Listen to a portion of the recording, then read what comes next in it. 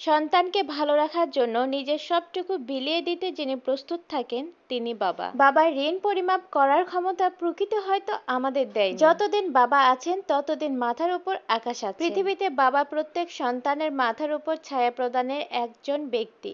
যার বাবা নেই তিনিই বোঝেন এর মর্ম। যে কোনো বিপদ আপদে সবার আগে যে মানুষটি পাশে থাকে নিঃস্বার্থভাবে তিনিই হলেন বাবা। তাদের ত্যাগ কষ্ট পরিশ্রমকে অবশ্যই মূল্যায়ন করতে হবে। মা আমাদের 9 মাস গর্ভে ধারণ করেন, বাবা আমাদের পুরো 25 বছর ধরে জীবনের প্রতিটি বাঁকে আমাদের সমর্থন দেন। দুনিয়াতে যার বাবা আর নেই তিনি আমার এই কথার মর্মগুলো অবশ্যই বুঝছেন। আল্লাহর অশেষ রহমত আমার বাবা এখন আমার পাশে আছেন।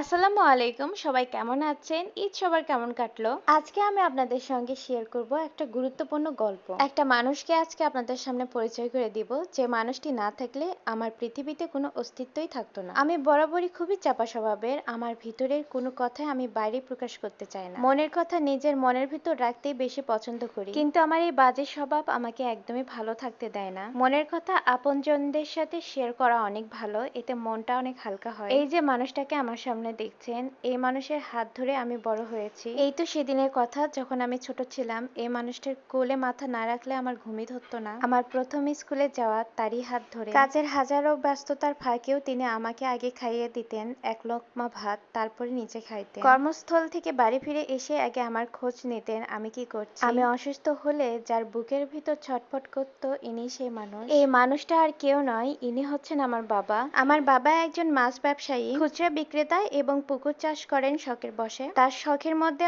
অনেক শৌখিনতা লুকিয়ে আছে। আজ আপনাদের মাঝে সেই শৌখিনতার একটা দিক আপনাদের সামনে তুলে ধরবো। আমাদের 4 শতকের এক টুকরো একটা বাড়ি, সেই বাড়ির ছাদ আঙিনায় আমার বাবা শখের বশে বাগান করেছেন। তার শখ শুধু শৌখিনতায় আবদ্ধ থাকেনি, তিনি নিয়েছিলেন নিজের সাথে কিছু বড় চ্যালেঞ্জ। প্রত্যেক বছর তিনি এই বাগান থেকেই মন আদা উৎপাদন করেন। এই যে কসকিট গুলো দেখতে পাচ্ছেন, এগুলোতে আদা চাষ হচ্ছে। এমনকি এই ঘরের মধ্যে দেখতে পাচ্ছেন, এগুলো কিন্তু আদার চারা। শুধু কি এখানেই সীমাবদ্ধ?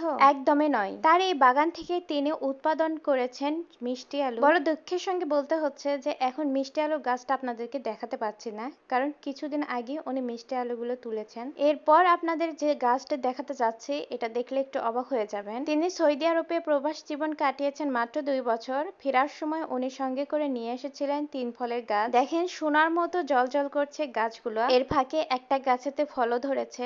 এর আগেও আমাদের বাগানে 3 ফলের গাছে ফল ধরেছিল। ওই ফলটি উনি বড় মসজিদের হুজুরকে খাওয়াইছিলেন। এর পাশাপাশি আমাদের বাগানে রয়েছে সাদা এলাচের গাছ। আল্লাহর রহমতে প্রত্যেকবারের মতো এবারেও সাদা এলাচের গাছে অনেক ফুল ধরেছে। উনি মাত্র একটা লেবুর গাছ থেকে অসংখ্য লেবুর চারা বানিয়েছেন এবং সেগুলো থেকে দেখেন গাছগুলো জলজল করছে আপনাদের সামনে। বস্তা ভর্তি লেবু ফলন হয় আমাদের এই ছাদ বাগান থেকে। শুধু কি তাই, এখানে আপনারা পুদিনার গাছও দেখতে পাচ্ছেন। দেখেন অসংখ্য পুদিনার পাতার গাছ পেয়ে যাচ্ছেন, যেটা স্বাস্থ্যের জন্য অনেক ভালো। আমাদের বাগানে রয়েছে বেগুনের গাছ, সবুজ ললকা কালারের গাছ, এর পাশাপাশি ঢেঁড়স মরিচ থেকে শুরু করে বিভিন্ন শাকসবজির গাছ রয়েছে। আর একটি ঔষধি গাছও রয়েছে আমাদের এখানে, সেটি হচ্ছে তুলসীর পাতা। প্রতি বছর 12 থেকে 13 কেজির মতো হলুদের আবাদ তোলে বাবা এখান থেকে। আমাদের ছাদ বাগানে তেজপাতার গাছও রয়েছে।